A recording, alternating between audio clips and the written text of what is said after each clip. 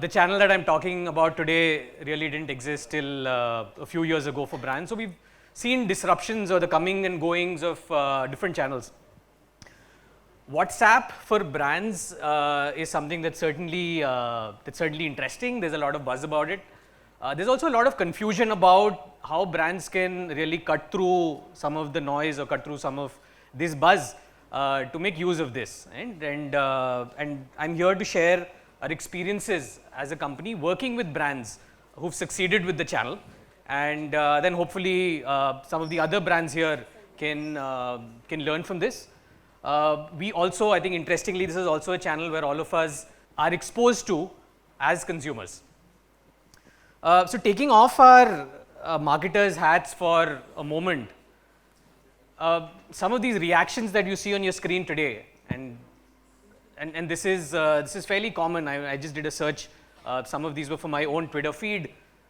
People are complaining, consumers are complaining, saying, hey, there's so much buzz. And consumers are concerned.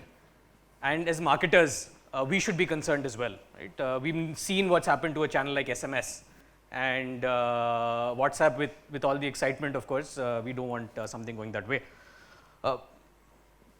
When brands think of conversational marketing, and in fact, you just walk outside, you'll see bunch of standees, bunch of booths talking about conversational commerce or conversational marketing.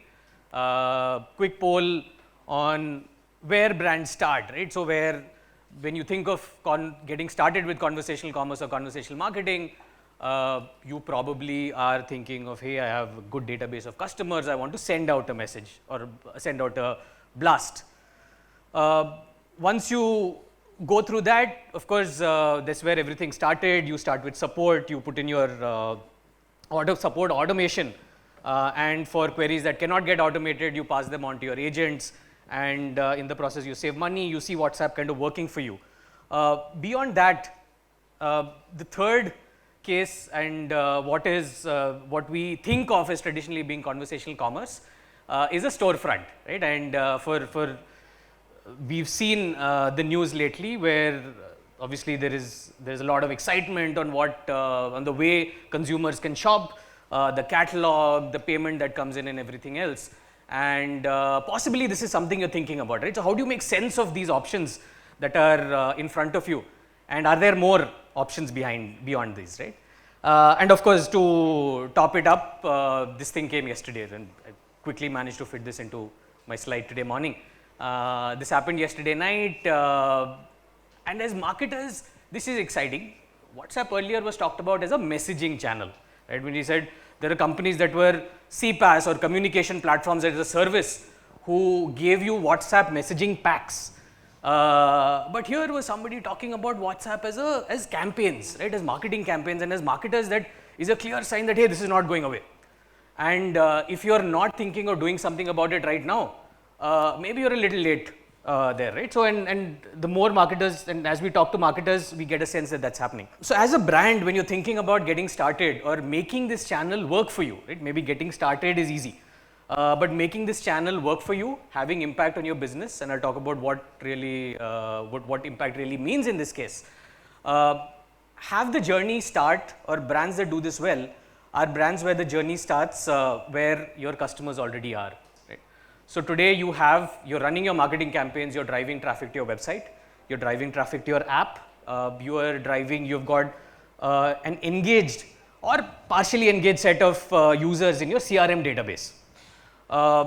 That is where the journey starts, right? And you want to make that the core of what you power from there on. So what happens after that? We use this set of traffic, this set of users, to move your marketing metrics, right? And we've seen marketing planning teams then work through marketing campaigns or plans that target, number one, your user acquisition. So these are either first transactions, typically something maybe a little higher up the funnel where you want registrations. These could be bookings depending on the nature of your brand. And there the direct impact that brands are seeing is lower CAC and higher return on ad spend, right? So make sure you track these metrics, and any initiative that you're running on WhatsApp, you track the impact to these metrics that you're running, right? Second is everything you're doing on retention and loyalty, and whether it's DTC where user acquisition is expensive and then DTC brands really have the responsibility of driving repeat, or these you could be a legacy brand with or a really large brand with a large customer database of really loyal users, but you need to do more with them. Maybe you've got your CLTV figured out. In most cases, I guess that's still a metric you're still trying to work out. But irrespective of that, you want to drive repeat, right? So from your existing channels, CRM, your website, your app, around your marketing campaigns, either paid performance or organic, what journeys are you looking to drive? Within user acquisition, now WhatsApp can only retarget users whose information you have, and information in this case is their WhatsApp number, right? And obviously we've seen e-com brands maybe with 5% logged in users, if you have implemented persistent login to come in, so you're able to identify those users. Your conversion rate is still another maybe 2%, right? So you know 7% of your users. What happens to the other 98? These are your users who are coming in through your performance marketing campaigns. You are sending your traditional marketing channels out there to make sure these users are engaged. So of course your emails are going out, your SMSs are going out, but of course your reach is limited, right? And I'm sure every brand is at a point where you're trying to optimize for that additional few percent or fraction of a percent in terms of conversion rate on your existing channels, right? Those will continue. Making or bringing in a channel like WhatsApp to power improvement of your conversion funnel is clearly a high payoff activity if done in the right ways. So of course, any way that you as a brand can drive higher user engagement by getting users, incentivizing users to share their number, right? So there are various nudges that you can give a user. Maybe you're even doing something, you're collecting their email ID saying subscribe to my newsletter. Could you collect their phone number in exchange for something and power a conversation on WhatsApp once they have dropped off, or when you want to engage them and nudge them to the next step. The second part is where in the funnel are you engaging these users, right? No brainer, cart abandonment, there are various ways of doing it. WhatsApp is being very effective, more so because you have more likely a registered user at that point, so you know the user's data, right? So if they have dropped off post registration during payment. Moving a little upstream, right? That's where it gets more interesting, possibly more impactful, because the bulk of users, I mean again the nature of the funnel, the number of users who go till registration are very little. Moving to users who have shown intent for certain products, right? A user has come and said, hey, I've spent certain time on a bunch of products on your website or app. They have shown intent on certain categories, and you know that okay, they've looked at 5 products within this category, but they've not taken any action, right? Lots of opportunity there, provided of course you're able to drive relevant, engaging messaging post that, then that is able to have impact. What metrics do these improve? All your UA or conversion metrics, right? So your first transaction rate, which is the conversion rate, your improvement on your return of ad spend, and of course your CAC going down directly, right? And could be CAC, and just because this is sitting on your website or app, this is your blended CAC across your all of your performance marketing and organic channels. What happens after that? Right? Here is what we call a conversational push, right? So you've got your push notifications which you drive on web, possibly you're definitely driving on app, you're sending an email of course, and then you're opening up the opportunity now which WhatsApp has to send conversational push, right? When we think conversational, often our mind goes to NLP or natural language, which is the first thing we think of a conversation. But we found in most cases users want to interact with a channel like WhatsApp just like they do an app, right? So conversation for them is being able to browse categories, look at products, maybe complete payment, complete their checkout experience, maybe come back and look at products that are similar to the ones they've bought, right? Do they necessarily want to chat with a bot when you think about conversational commerce? Maybe not, right? There could be edge cases or there could be exceptions to this, but maybe not. And in this case, Of course, the conversational push is not just, hey, there is something in your cart, click here to check out now, right? Or come back to the website, that's okay. You can make the user's journey a little better, right? In this case, the technology today allows for seamless checkouts on the website. We must have seen that with Jio on the shopping experience, but even on a conversational push experience, integrating with your existing payment gateways, driving, collecting, completing the checkout process by collecting address, completing payment, and then confirming to the user that this has happened and that they can take the next steps.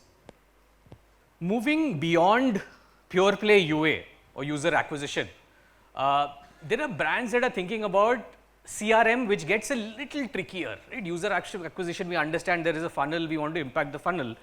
CRM usually defaults to us as marketers running promotional blasts, and you can maybe run 2 blasts, 3 blasts, start seeing some click, get excited. You quickly see 4th blast doesn't work. 5th blast, your quality score goes down, and I mean, obviously, worst case, you get blocked as a brand, right? And you're not able to reach those set of users again. There is a lot of power that comes from personalized conversational push, right? So today, just like you do with marketing automation, we have a number of marketing automation leaders in this room. Being able to identify what to send to what user and at what time, WhatsApp is no different. So if you're doing this with your traditional channels, you want to be doing this with WhatsApp, right? So could be users who are super loyal, you want to, or users who are loyal, you want to turn them into evangelists or super loyal users. Could be users who are going dormant, users who have bought, who you also want to drive additional purchases from. There's so much you can do. Every action here is really driven by user action, right? So these are not message blasts. These are segments that you possibly are even creating today. And if you are not, of course, there are technologies like ours that help you create these segments for a channel like WhatsApp. And this is not on WhatsApp, by the way. These are segments of your users that behave this way on any of your channels, right? So there could be web segments, could be app segments, could be CRM data that you're able to fit into segmentation this way. Using WhatsApp for back in stock alerts, great. Here's a user who's actually clicked a notification saying, I want to be reminded when a product comes back in stock. Your email back in stock alerts, in case you've implemented them, will usually go to promotions, right? Why let that happen? Cross sell, you know what a user has bought. Why send them promotional blast, right? Send them products that they will find useful based on what they've bought, right? If not based on what they've browsed. How-to recommendations, we've seen a number of customers of ours send how-tos, and even personally, I see a few brands starting to use this. I've bought a ready-to-cook, I recently bought a ready-to-cook kit that made biryani. Everyone wants to cook biryani at home, right? Not easy.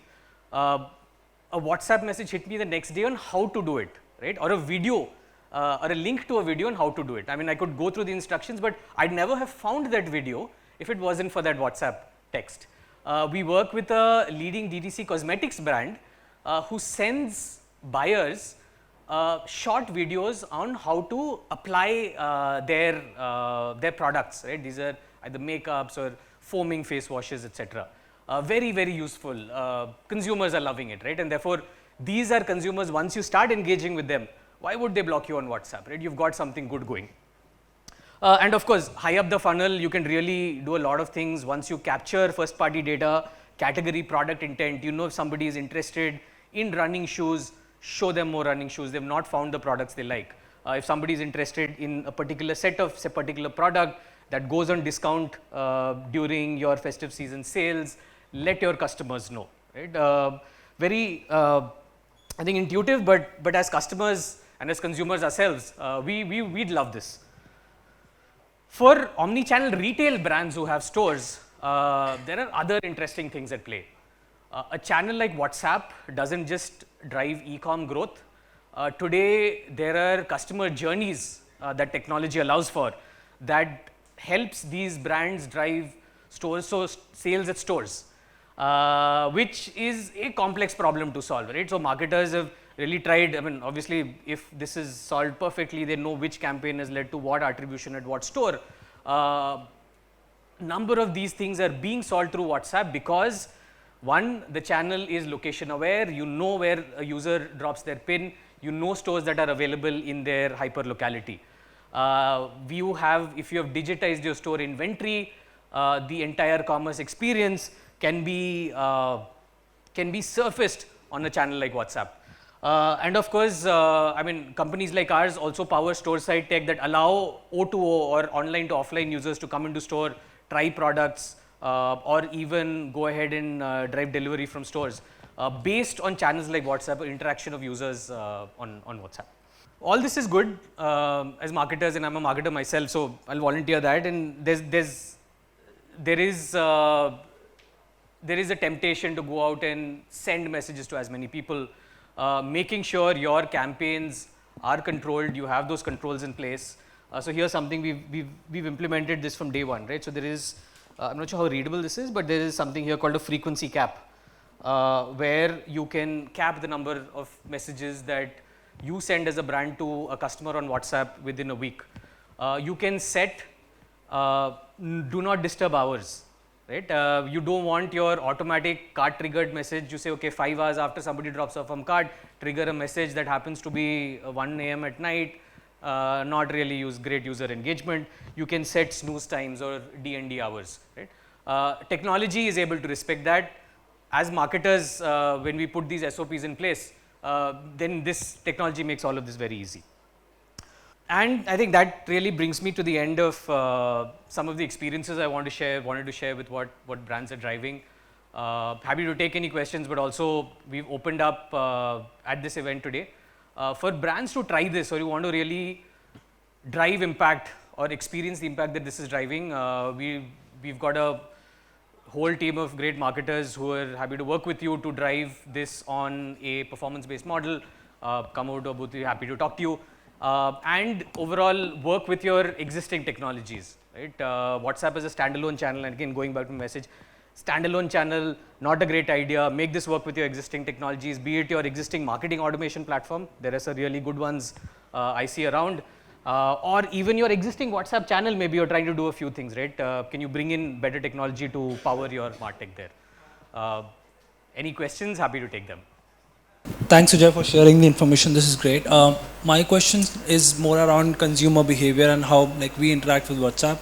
So there are two parts to it. One, a brand is interacting with consumer from information perspective, where, hey, I've purchased a product from you. Can you give me videos, which is what you spoke about, which is great for. When it comes to promotion, are you seeing that after a point, the conversion rates or the interaction on promotion part of it tapers down? For example, I might not want to interact or see a lot of information about sale happening on WhatsApp because this is also a personal space for me, right? Yep. So how have you seen that happening specifically on promotional side of the things, and have you found a way to arrest tapering off if that's happening at all? Yeah, no, absolutely. So if you look at any message there, right, we looked at product intent messages. End of it is a promotion. When we say promotion, is it okay announcing my Diwali sale? Once a year, once a quarter, okay, people want to know your Diwali sale is starting, big enough, they'll come to you for the discounts. If you're running something every week, every month, make it personalized, I'd say, right? And personalization doesn't mean just first name. Give your customers a reason to really engage or not block you. In fact, engage is still there, not to block you there, right? So can you talk about certain categories? So in your Diwali sale, if I'm a customer who's bought sports shoes from you before, taking the example of maybe a sportswear brand, talk about the whole set of sports apparel that is available, right, for your Diwali sale. So it still becomes Diwali problem. So create your cohorts, create your segments, run different creatives across, and then of course first name, product, all of those technology allows fairly easy to do. Thanks everyone. Hope this was useful.